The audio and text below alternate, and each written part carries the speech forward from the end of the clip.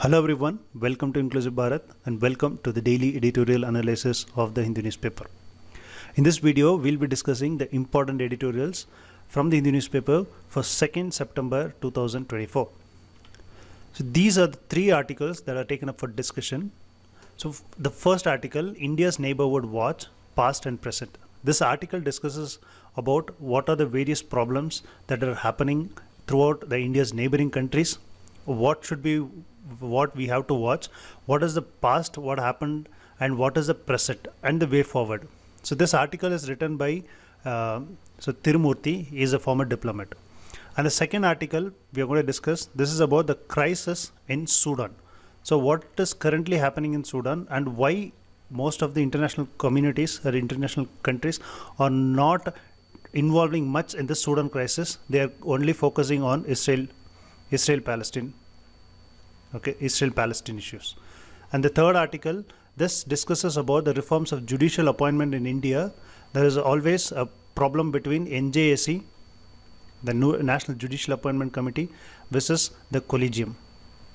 So this article discusses what are the problems between NJAC and Collegium, what is the problem between them, and how the judges are appointed in various other countries, and what India can learn from the other countries.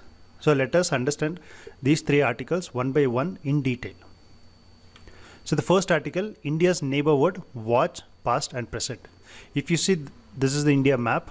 You have Bangladesh here, and Bangladesh, Myanmar, Bhutan and Nepal in the east, and in the west, that is in the northwest, you have Pakistan and Afghanistan, and also we have in the south Sri Lanka and also Maldives. Okay, so this article, this is written by Tirumurthy. He is a former Indian diplomat. He talks about India's role and the challenges in dealing with its neighboring countries. What India's role and what are the challenges in dealing with the India's neighboring countries. Okay, let us go through it step by step to understand each part. So the article begins by mentioning that India's neighboring countries are currently facing many problems. Say it, Bangladesh, Myanmar, Sri Lanka, Maldives, Pakistan and Afghanistan. Each problem is unique. Okay, they're all facing many problems. Sometimes India blames itself too much for these problems, thinking that it has more power to influence outcomes than it actually does. So what India thinks, the author says that India thinks that India is blaming itself for most of the current problems that have happened throughout our neighboring countries. Okay, which means blaming oneself. That is unwarranted self-flagellation, which means blaming oneself more than necessary. That is actually not, because all the problems happened in our neighboring world. India blames itself, but it is actually not. That is what the author is saying. See, what are the challenges in the region? From 2008 to 2010, what are the challenges? See, about 16 years ago, between 2008 and 2010, many important events have been taken place in the countries around India. Many important events have been taken place. So these even brought a democracy. Okay, these even brought a democracy, that what India is having. So the system where people choose their leader, that's called democracy. Okay, so many events took place in the countries around India. And these events have brought democracy to these countries and raised hope for a better future from 2008 to 2010. Okay, the writer who was working in Indian Ministry of External Affairs at this time says that India played a positive role in these changes. So because, say, from 2008 to 2010, many countries have changed from the autocratic government to the democratic government. During this period, the author was also working in Indian ministry. Okay, he says, so what happened in Bangladesh? So in 2008, December 2008, so Bangladesh held elections after a period of military rule. There were military rule, and then in 2008, Bangladesh held elections. So Sheikh Hasina, she became the Prime Minister in 2009 with strong support from women and young people in Bangladesh. So India, particularly through External Affairs Ministry, Pranab Mukherjee, helped to ensure that these elections were free and fair without interference from the army.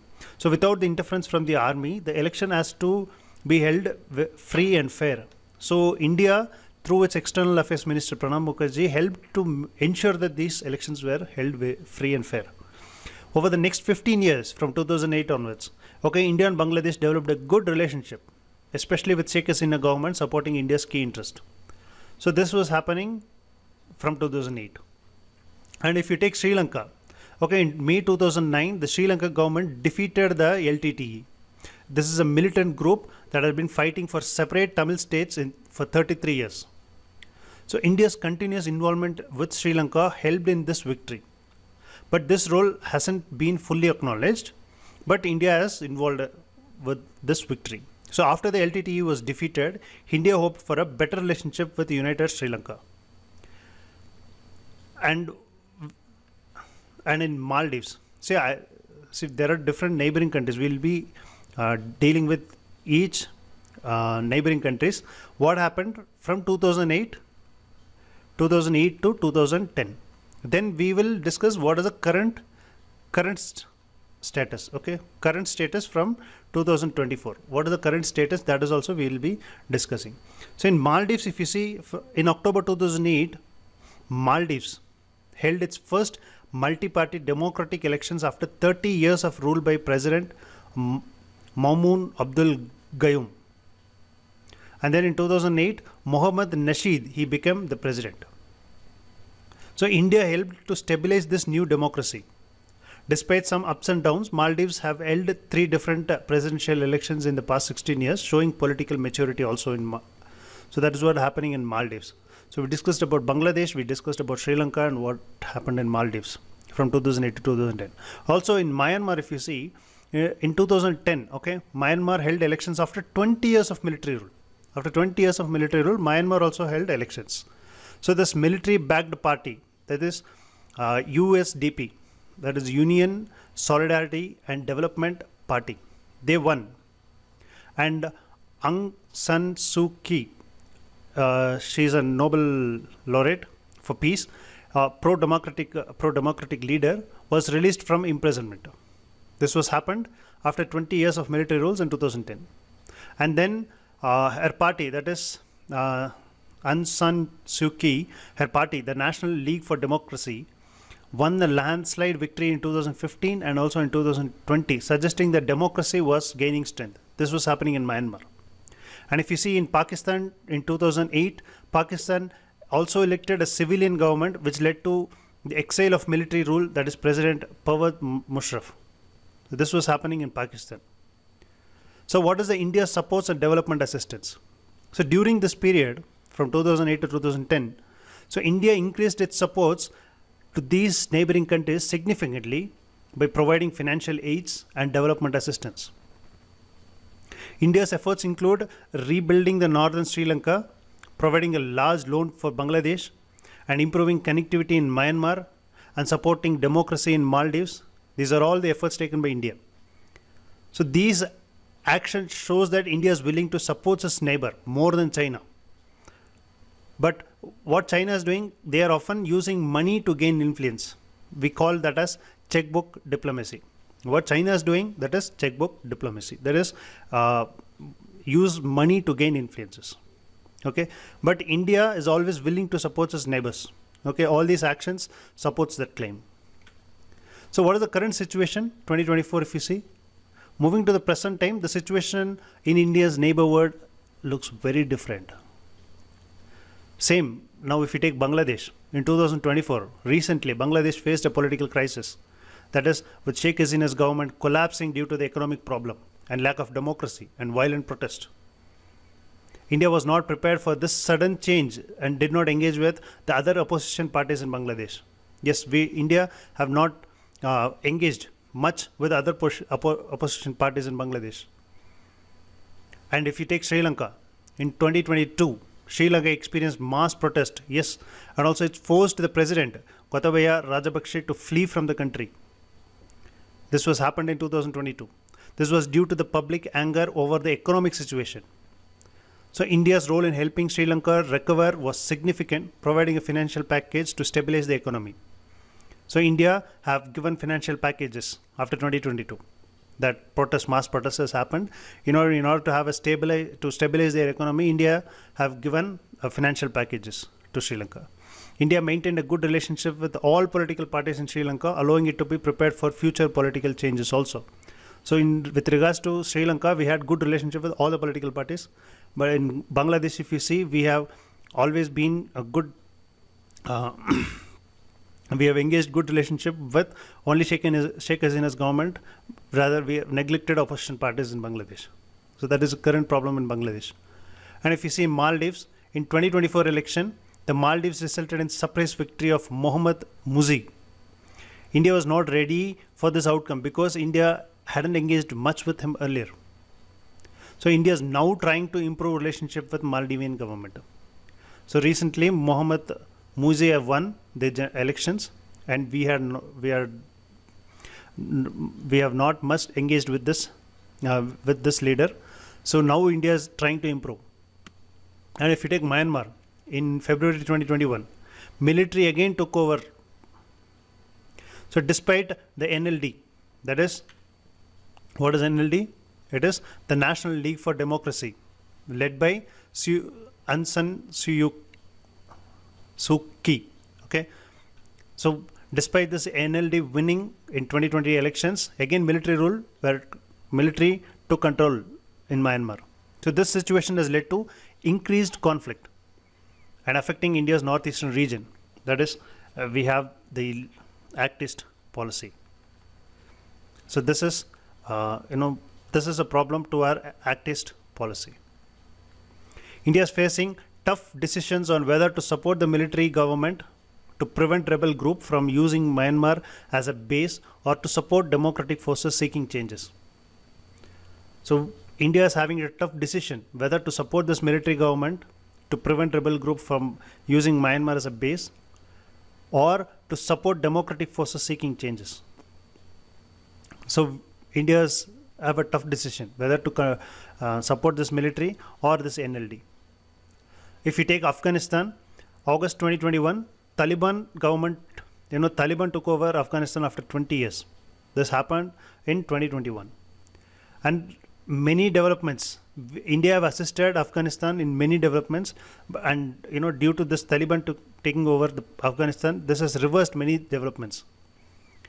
India had expected this, but was left out of the US decisions with the Taliban because US didn't want to upset Pakistan. So this Taliban taking over Afghanistan, US had a say with this, and it did not involve India inside this because US do not want to upset Pakistan. So now India has to manage the consequences on its own. So in the past, many developments were taken place in Afghanistan because we have the Chabahar port in Afghanistan, which India had many investment in it. But now, Taliban government is taken, Taliban have took over the Afghanistan. So India on its own, it has to manage all the consequences, what is happening in Afghanistan. And if you take in Pakistan, in 2022, the Pakistan civilian government was overthrown, likely with army involvement, as has happened in the past. That is always in the past, this is happening. There will be a civilian government and then military will get involved in it. That's how it happens in Pakistan. Now let's understand the India's response and the challenges. India's response and the challenges. There are, when we consider about all the neighboring countries, there are mixes of successes and mistakes. If you see the successes, India helped Sri Lanka with financial aid. This is one success, and also supported new Maldivian government, and also showed readiness to engage with Taliban to protect its interest. So these are all the successes. But what are the challenges? If you see in Myanmar and Bangladesh, India is facing significant challenges. So Myanmar is heading towards a civil war, and Bangladesh is struggling with democracy. So these are the successes and challenges. So this article says that India needs to work closely with the forces that wants to keep democracy alive in this country. In Myanmar, India might have to change its approach, including dealing with various ethnic groups. With all the ethnic groups, India has to deal and have to change its approach. And in Bangladesh, India must have to build new understanding with the new political parties, even if they are not all friendly with India. Even though they are not friendly, Sheikh Hasina government was overthrown. Now new political opposition parties are coming into the power. So India has to build a good relationship with these political parties, even though they are not friendly to India.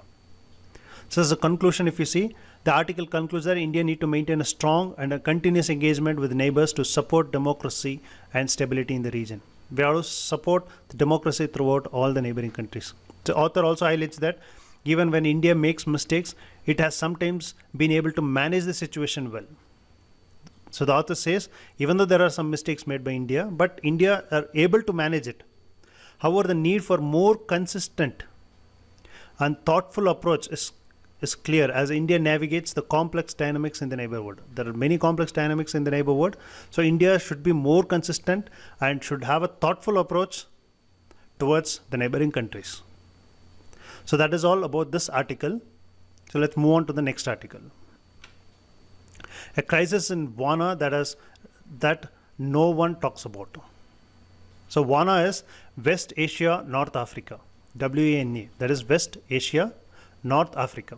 So this is western part of Asia and northern part of Africa. Okay. See, this article discusses a significant yet underreported conflict in Sudan.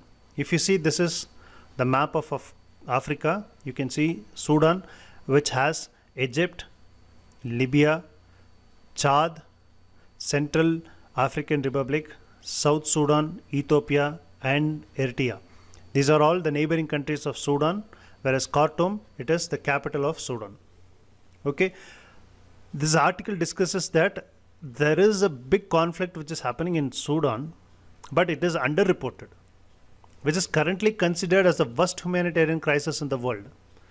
Despite other well-known conflicts like Gaza, what is happening in this Gaza Strip, okay, in Israel, okay, so Israel and Palestine conflict, here you have the Gaza. So this Gaza, what are the conflicts is happening in Gaza, it is well known, but Sudan, it is not. So Sudan situation is far more dire, and in terms of humanitarian impact, it is very worst.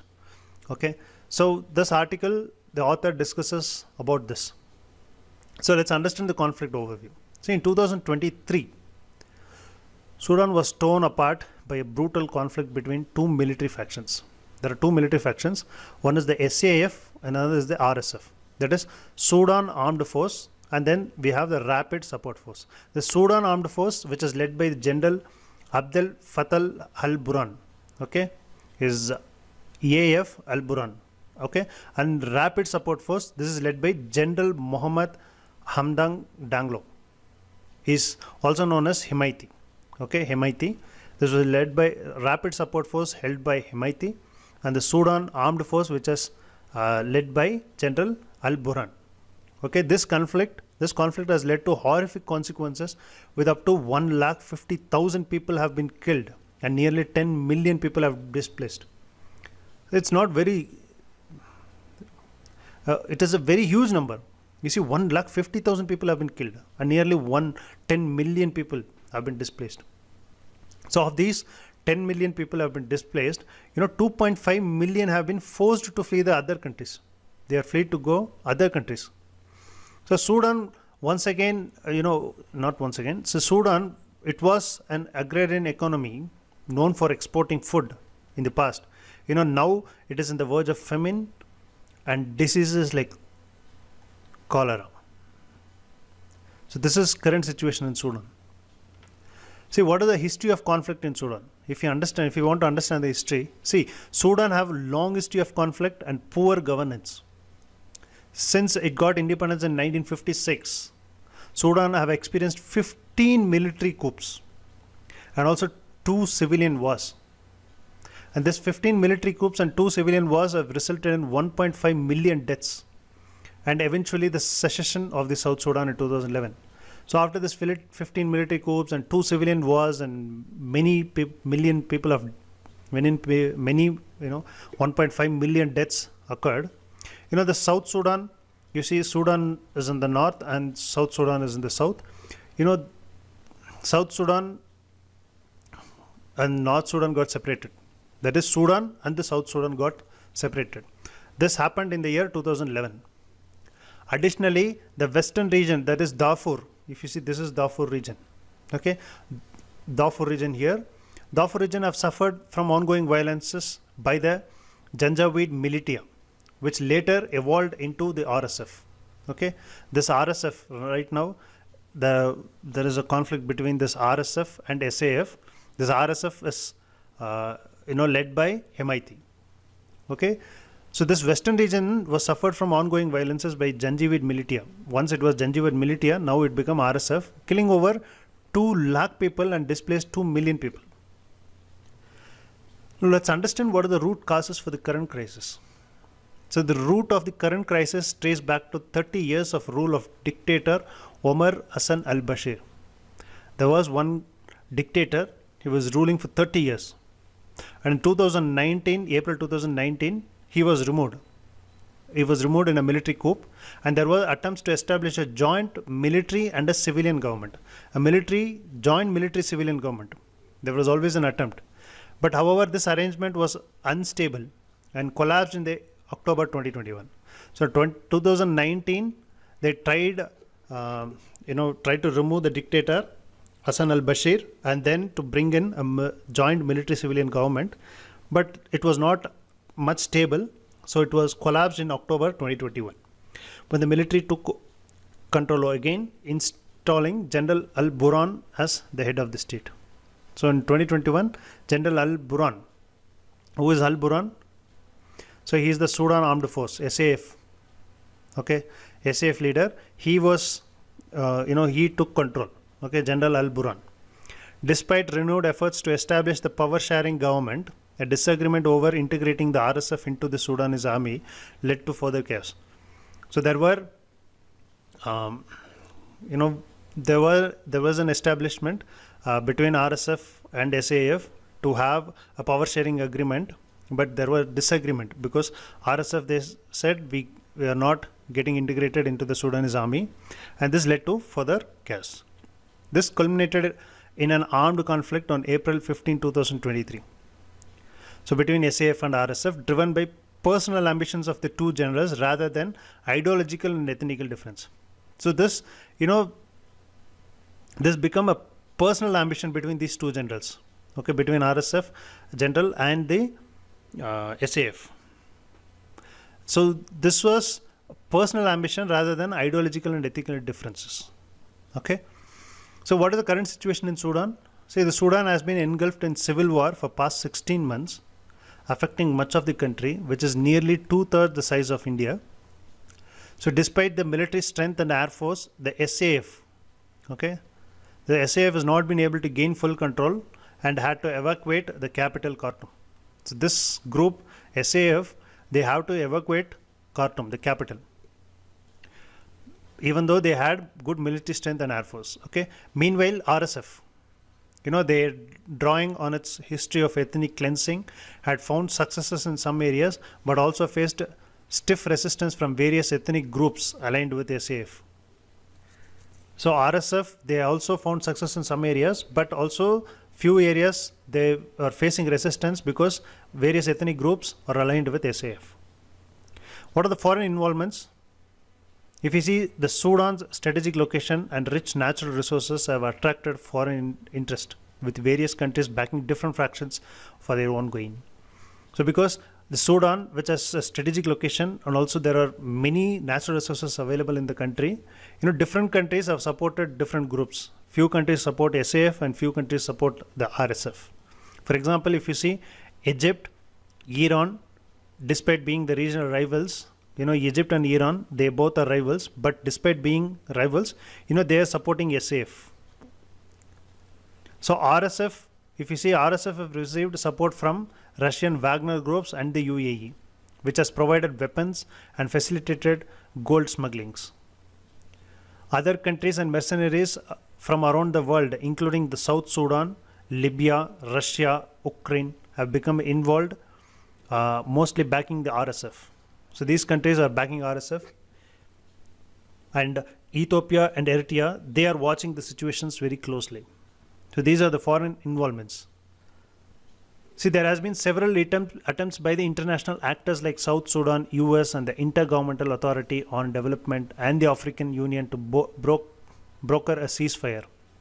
So there are efforts for the peace and ceasefire in Sudan by various actors like Saudi Arabia, US, and the Intergovernmental Authority, Development, and African Union. But all have failed due to the stubbornness of this varying fraction. That is, actually, it is between these two generals. Okay, it is because of these two generals. They have their personal ambition. They both are being very personal in their ambition. Okay. So the UN Security Council, if you see, the UN Security Council have been very slow to act, only passing a single resolution that was more symbolic than effective. It's being more symbolic than effective. It's not very much effective. Okay, it has passed only one single resolution. The International Criminal Court, ICC, have begun initial investigation into war crimes, but progress is very slow even in International Criminal Court. The recent US-sponsored peace talk in Geneva that has also failed to produce a ceasefire, though there are some progress were made in opening humanitarian corridors. So there was some progress in humanitarian corridor, but still that peace talk has been failed. Now let's understand what is the India's interest in Sudan. India, it is well, they have evacuated the Indian nationals early in the conflict, still have a significant interest in Sudan. In the financial year 23-24, India's trade with Sudan have reached $2,034 million. That is heavily favoring India with exports of sugar and petroleum products. We have exported more sugar and petroleum products to Sudan. Additionally, there has been substantial Indian investments in Sudan's oil sector and commitments in line of credit also. So the people-to-people ties are also strong, with many Sudanese students and medical tourism coming to India. So however, a prolonged conflict could revive Islamic militancy, posing a potential threat to India's interest in this region. So due to the prolonged conflict, this could revive the Islamic militancy. This will revive the Islamic militancy in this region. That will be a potential threat to India's interest. So when we see Sudan's oil sector and commitments in the line of credit, India have much invested in these sectors, and also many Sudanese students and medical tourism are coming to India. This is very strong. So as a conclusion, the author says that Sudan war, largely ignored by the international community, had spiraled into a massive humanitarian disaster. So it underscores the urgent need for global attention and intervention to address this crisis. Okay, this is all about this article. So let's move on to the next article. Reforming the process of judicial appointment. So this article discusses the need to change the process of appointing judges in India, making it more efficient and fair. So the author says, the current process of appointing judges is not up to the mark, and there should be changes that will be more efficient and fair. It also compares India's current system to those of other countries and suggests possible improvement. See, what are the problems with Indian judicial appointment? See, in April, there were 60 lakh cases pending in various high courts in India. So 60 lakh cases are pending. About 30% of the judges' positions were still vacant. This statistics is from the report by the Department of Justice. This shows that the many cases are stuck in courts because there aren't enough judges. Let's understand the statistics. See, as of September 2024, India have 25 high courts and 1 Supreme Court. Okay, in Supreme Court, if you see, there should be 34 judges. Okay, that is including the Chief Justice. There is 33 plus 1 CJI. Okay, 33 plus 1 CJI. As of now, 2 positions are vacant in Supreme Court. And if you see High Court, we have 25 High Courts in India. Across all 25 High Courts in India, there should be 1,114 judges. But currently, if you see, 311 is vacant. So that means that approximately 28% of the judges' position in the high courts are vacant. So that is what this article says. And also we have 6 million cases are pending. Okay, this shows that many cases are stuck in between the court because there aren't enough judges. So let's understand what is the problem between collegium system and NJAC. So the debate is that there has always been debate in India about how judges should be appointed. There has always been this debate. So this debate is connected to the problem of too many pending cases. Yes, right, because we have a lot more pending cases. So we should see why this much judges positions are vacant. So often the delay in appointing judges happened because of the executive branch, that is the government, and the judiciary, the court, does not agree on the candidate. So we have the executives and the legislature. So see, what is separation of power? So separation of power. So separation of power in India, the power is divided between three. Okay, who are they? One is the legislature, then we have the executives and the judiciary. So legislature, they are the lawmakers of the country.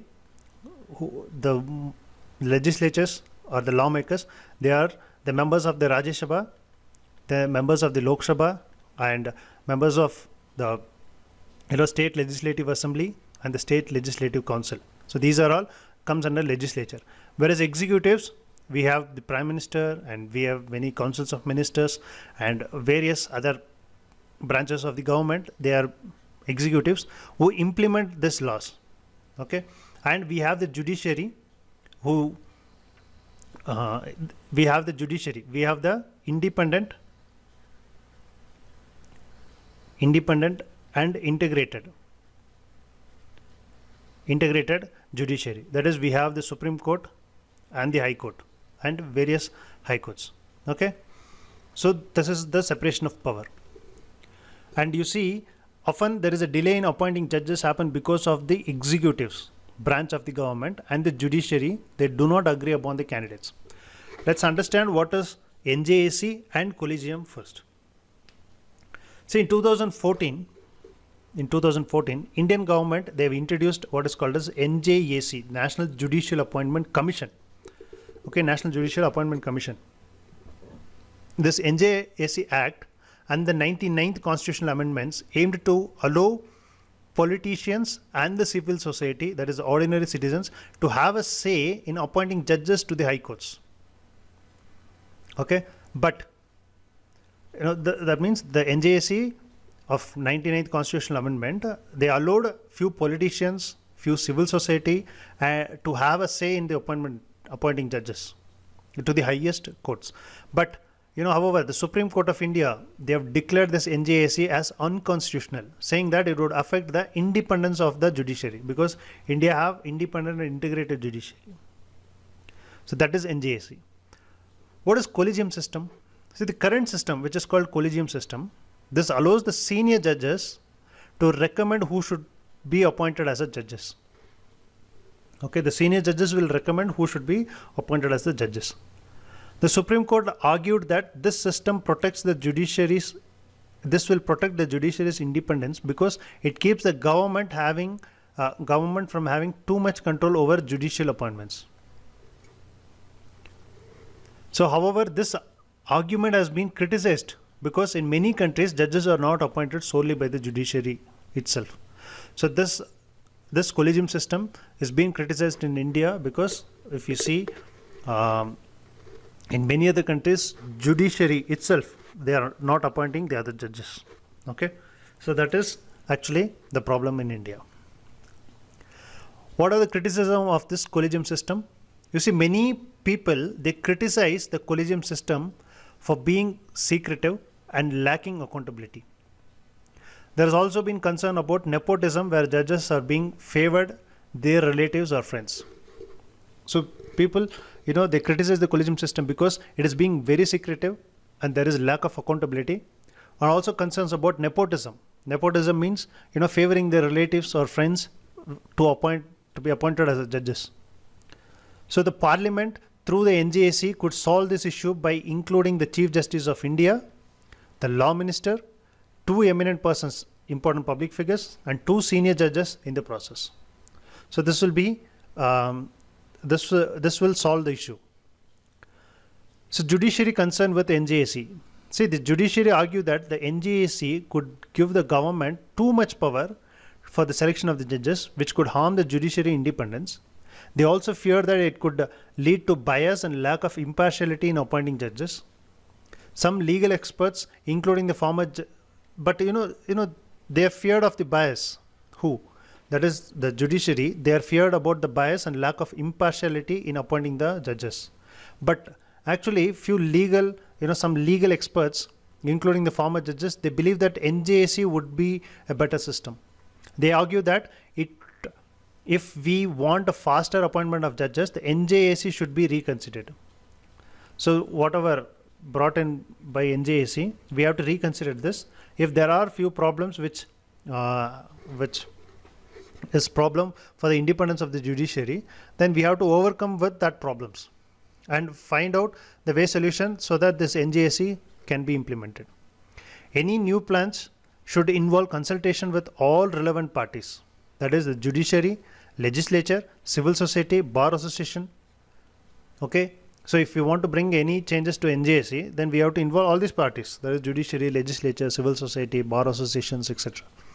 So lesson from other countries. If you see how other countries appoint the judges, okay, other countries mostly they have committee that includes members from government and the parliament.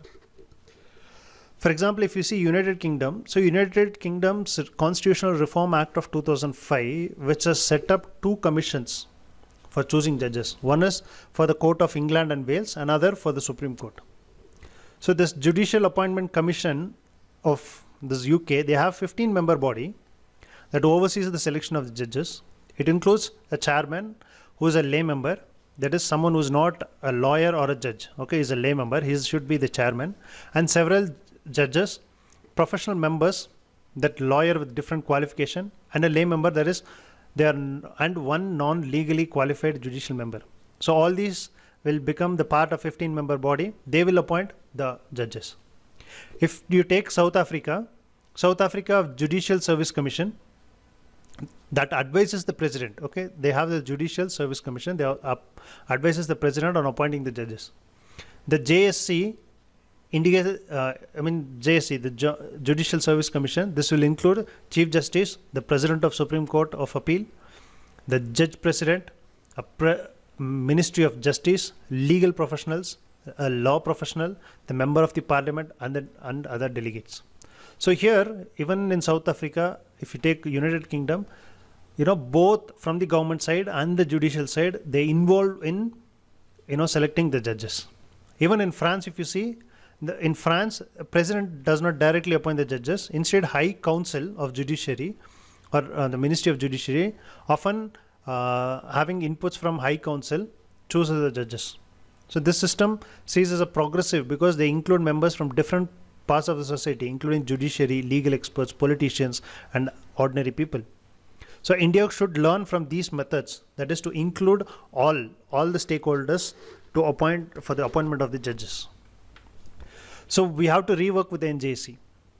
What are the potential benefits of this NJAC? See, it is a well thought out reform. That NJAC is a well thought out reform. It could have led to quicker appointment of the judges because it has more democratic structure that involves multiple parties in the decision making process. In the decision making process, multiple parties are involved. It is more of a democratic structure. So the current collegium system is considered to be opaque, meaning it is not transparent and it's not open to the public. So people do not know the criteria used for selecting judges, which could lead to favoritism and prevent qualified individuals from becoming judges.